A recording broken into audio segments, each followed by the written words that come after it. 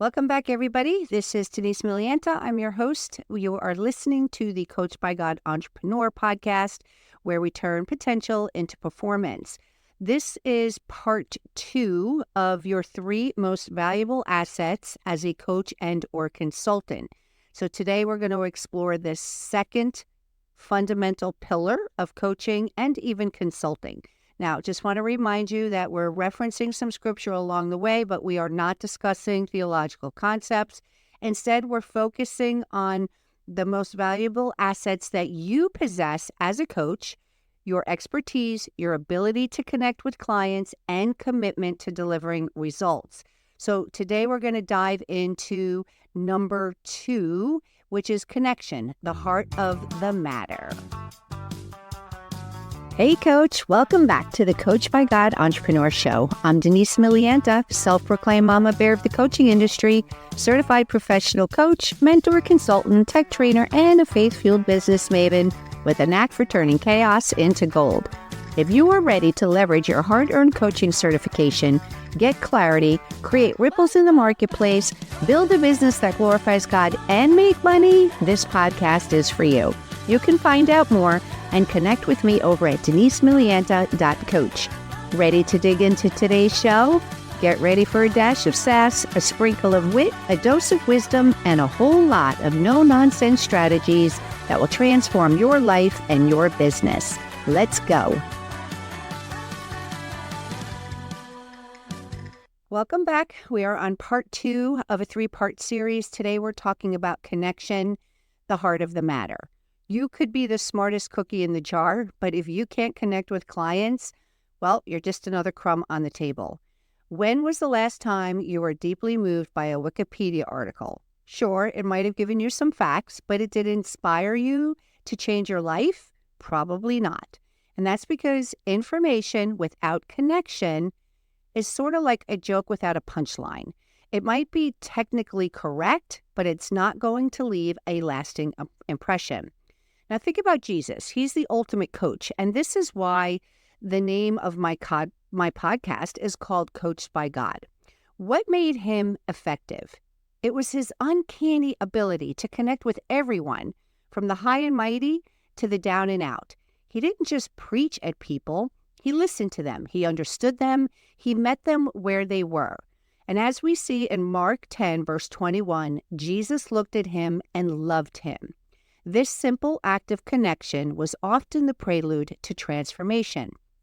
Colossians 3, verse 12 reminds us, put on then as God's chosen ones, holy and beloved, compassionate hearts, kindness, humility, meekness, and patience. These qualities, they're your secret weapons in the connection game. So how do you imitate Jesus in your connections? Well, I would recommend that you listen like your life depends on it. And I mean really listen, not that half-hearted, you might give your spouse or your kids when they're talking about their day.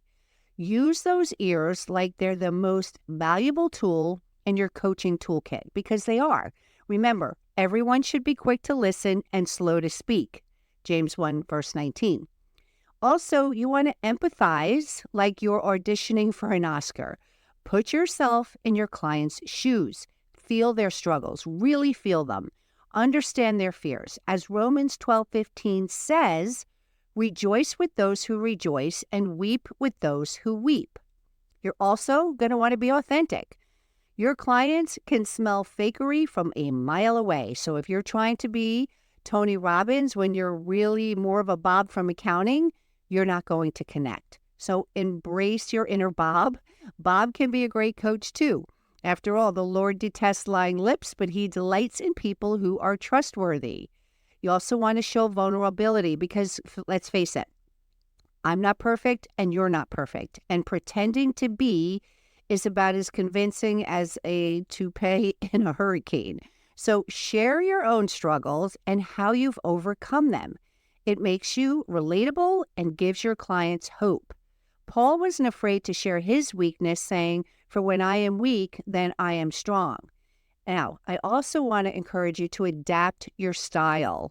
Some clients need a cheerleader, others need a drill sergeant, and some need a shoulder to cry on. Be flexible enough to be what each client needs. I have become all things to all people so that by all possible means, I might save some. Now remember, you're not just a coach, you're also a compass. Your job is to help your clients navigate the stormy seas of their life, pointing them towards their true north.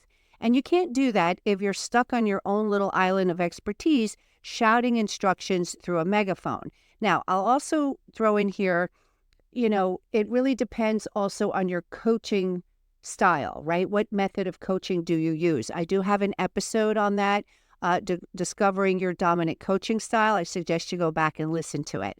It's a really good episode. So get out there and connect. Be the hand that reaches out, the ear that listens, and the heart that understands. Because at the end of the day, people may forget what you said, but they're never, ever going to forget how you made them feel.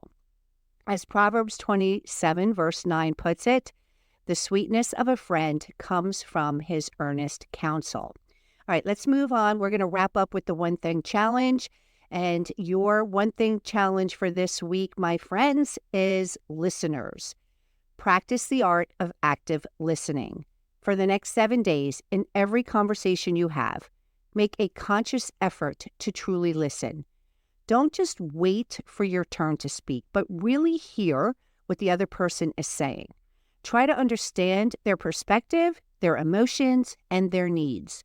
Then, before you respond, take a moment to reflect on what you've heard and ask a thoughtful question based on what they've shared with you. Remember, James 1, verse 19 tells us to be quick to listen and slow to speak. So by implementing this one simple practice, you'll start to see a dramatic improvement in your ability to connect with others, whether they're their clients, whether they are your clients, family members, or friends. And connection, as we've learned today, is at the heart of effective coaching and meaningful relationships. Be well, be blessed. Well, I hope you enjoyed today's episode of the Coach by God Entrepreneur. If this blessed you, please hit the subscribe button and leave me a review. I would be truly blessed if you shared this podcast with another coach. And remember, success in coaching is not just about what you achieve, but who you become in the process. Tune in for more insights and actionable strategies in my upcoming episodes. Stay connected, stay inspired, and let God lead the way to your coaching greatness.